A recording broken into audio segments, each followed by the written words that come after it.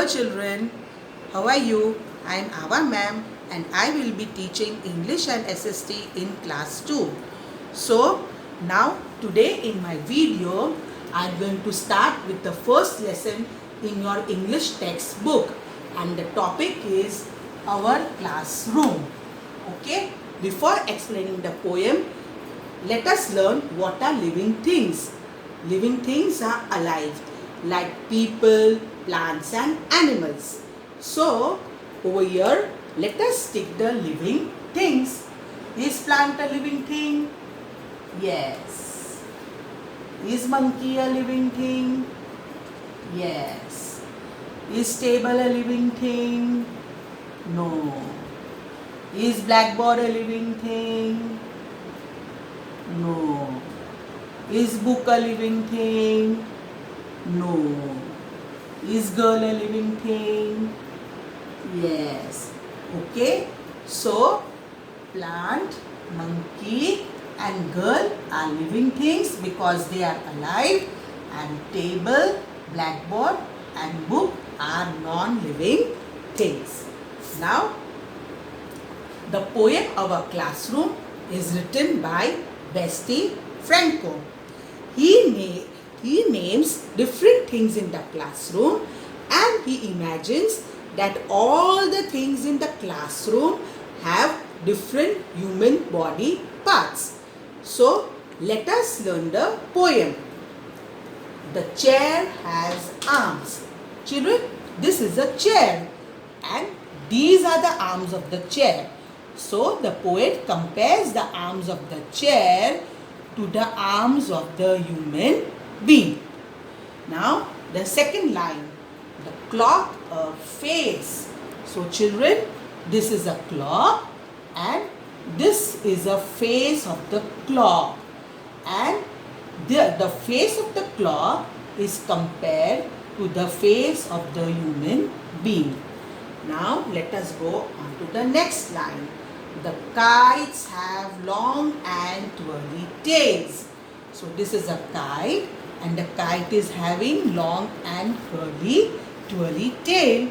So, the tail of the kite is compared to the tail of the animal, which is a living thing.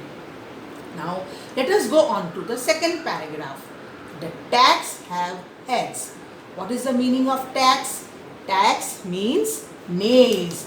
These are called tags and they are having these heads. These are called heads. So the head of the tags, these are the head of the tags which are compared to the head of the human being. The books have spines.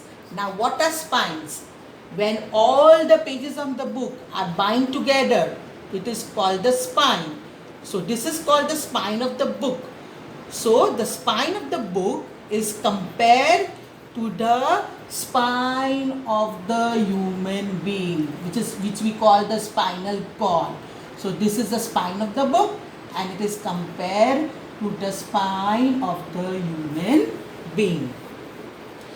The toolbox has a set of nails.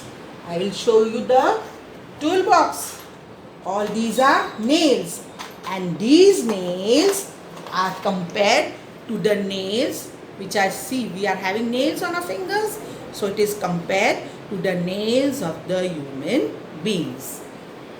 Now, our shoes have tongues. You must be wearing shoes when you come to school. So a shoe has a tongue. This is a tongue of the shoe. And the tongue of the shoe is compared to the tongue of the human being. Isn't it interesting, children? Okay. The marble's eyes. I will show you the marble. Children, this is the marble.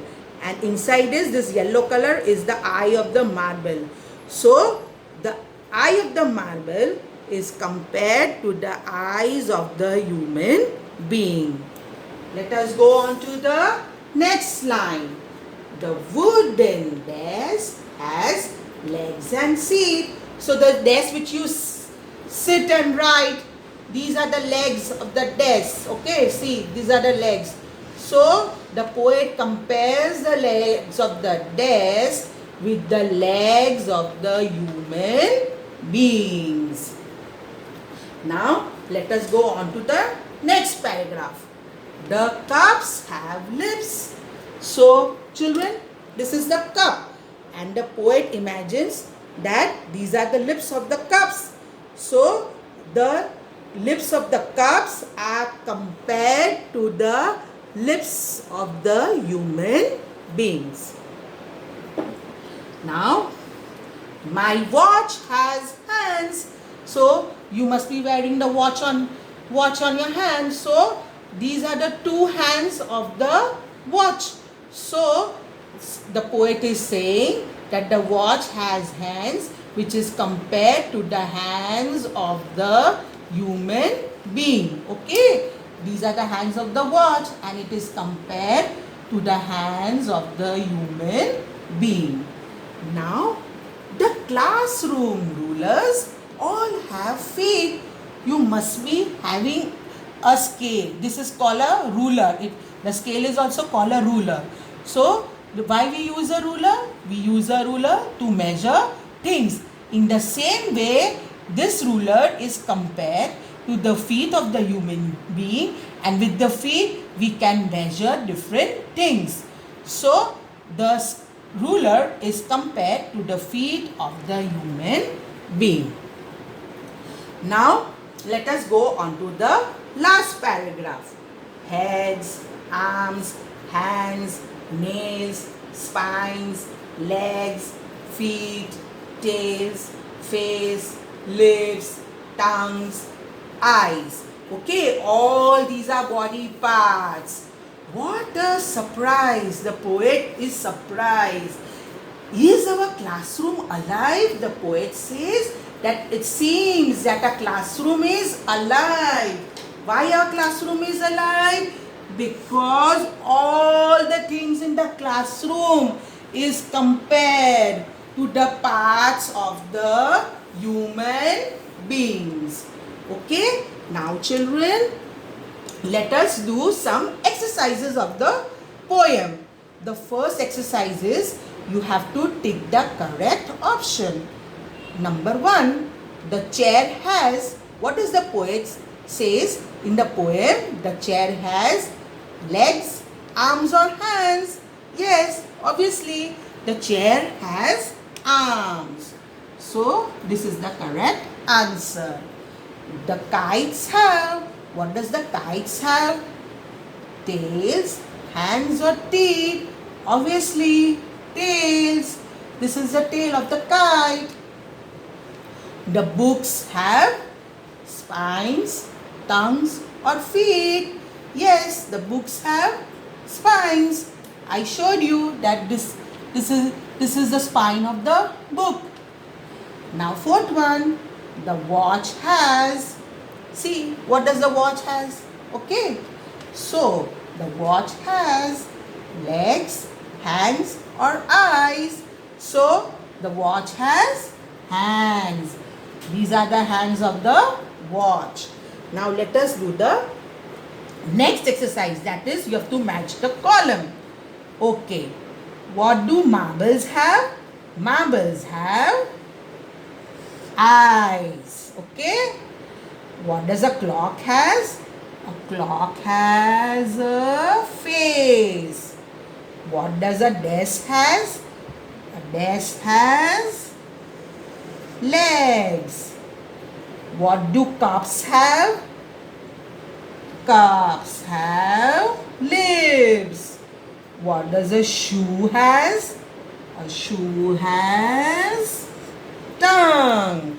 Okay, so children, let me conclude the poem. The poet says that all the different things in the classroom have human body parts. See, the kite, all these are things, the kite, the chair, the shoe, the table, the watch, the marble, the book, the nail, all etc. all are having the human body parts. Okay, so children, for today's homework you have to learn the poem Our Classroom. Until then, bye bye. See you in the next video. Bye bye.